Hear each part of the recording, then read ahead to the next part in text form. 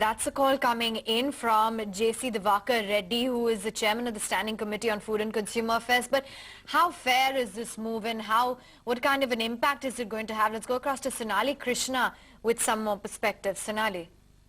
Well, Avan, this is truly laughable. I mean, because this bill actually talks about the brand ambassadors actually having to know the processes involved when it means in terms of manufacturing of a brand, understanding the pros and cons, and it's really difficult.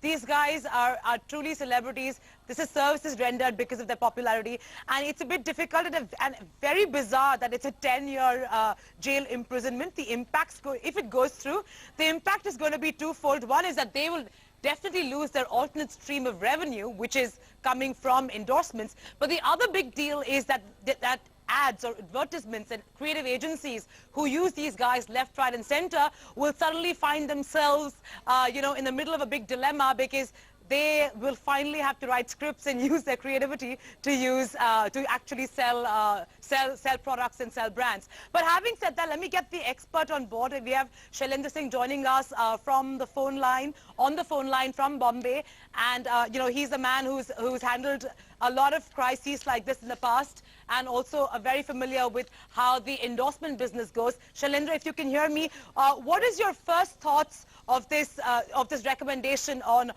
putting the ownership on brand ambassadors? I think my professional opinion is that this is completely absurd and ridiculous, because somebody is not sort of focusing on the legal aspect of this, because there is a limited liability. I mean, the contracts are structured in that manner, and let's presume that somebody is extraordinarily passionate about such a law being passed. In that case, then the entire value chain connected with that product becomes liable, whether it's the packaging, whether it's the billboard guy who puts the billboard, whether it's Times of India who actually prints the print ad of that paper. Why just the endorser? If Times of India is printing a commercial or an ad of that, then the medium becomes also liable, and everybody involved in marketing that product becomes liable under the same law.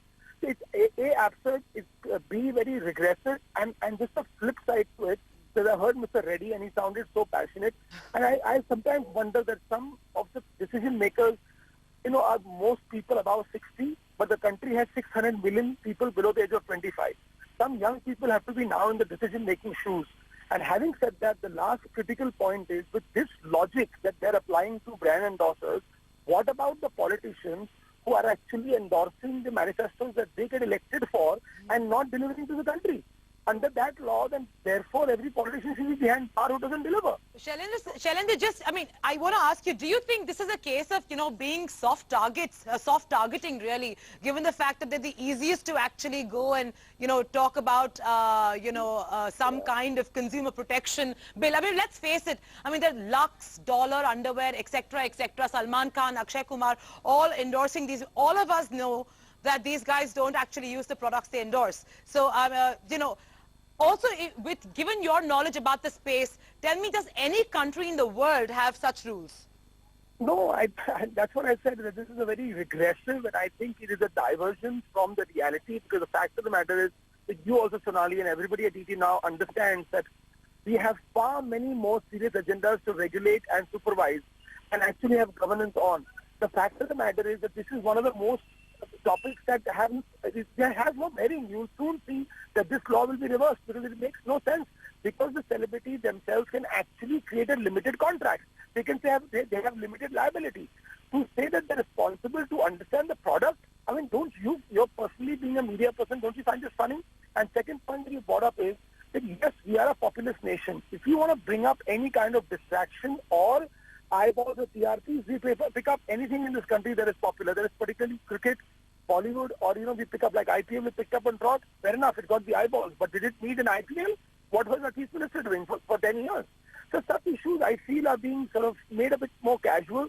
And this truly is a very regressive move. Imagine what the impact would be, because a nation without brand ambassadors will be a nation without motivators. Youth looks up to icons.